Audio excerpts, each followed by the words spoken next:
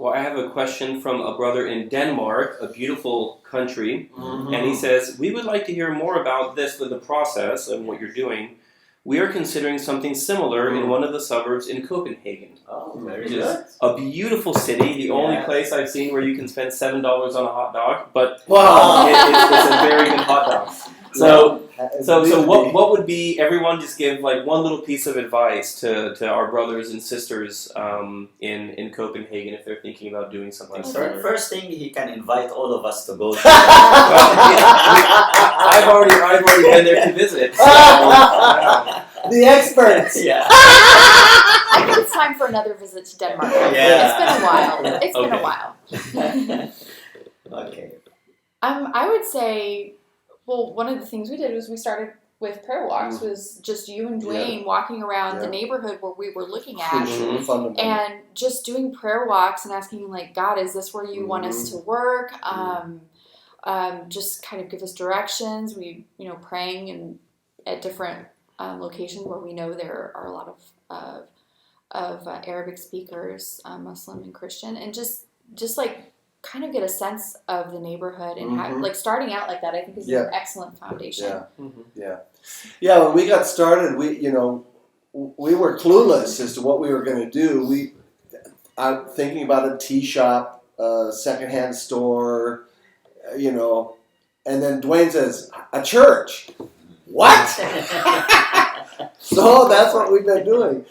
I would say do as much homework as possible prior to getting started. Like Sharon said, know your neighborhood. You have to know the people that you pretend to reach. Obviously, that's going to be a lifelong process, and you're going to make mistakes, and we've made all kinds of, and continue to make mistakes.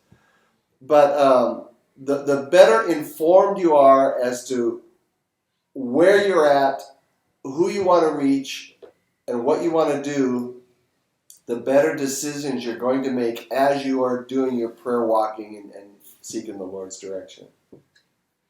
I would also encourage whoever is willing to start a church for the Arabic-speaking people in the region to do what we did to insist that the service would be in Arabic. Yes, absolutely. So you need somebody to speak Arabic, to like a core group as we have here, a team that is willing to reach out to the Arabs in their own language.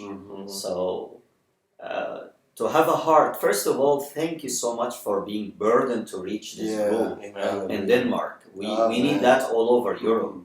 So thank you. And then we need somebody or a group of people that are burdened to reach out to Arabs in the region, so who speak Arabic. And then just to insist to have it in Arabic. I think this is crucial.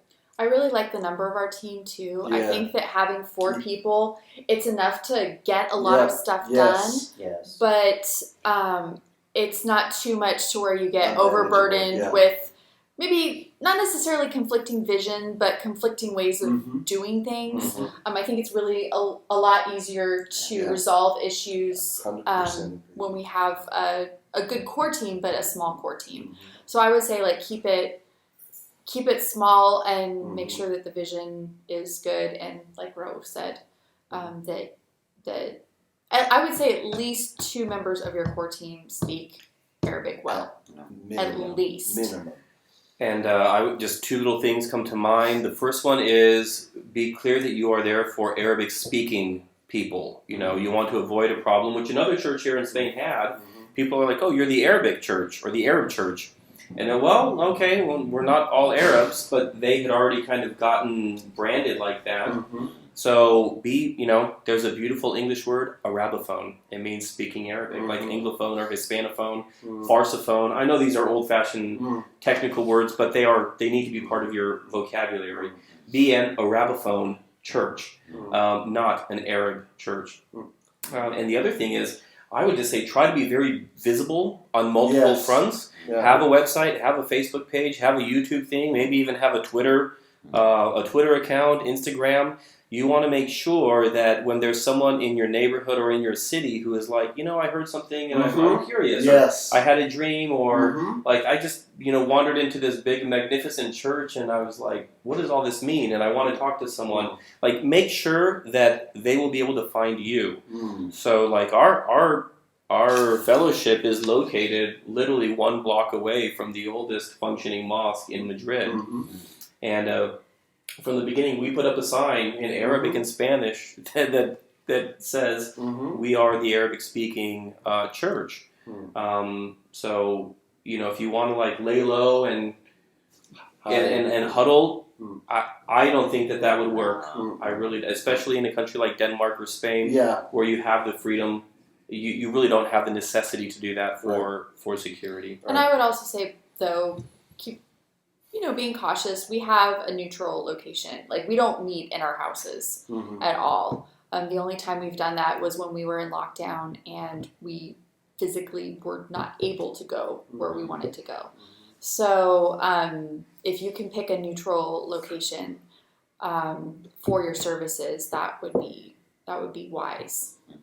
And just projecting towards the future, it occurs to me that it would be great if we could establish some kind of a network of Arabic fellowships around Europe. Oh, yeah.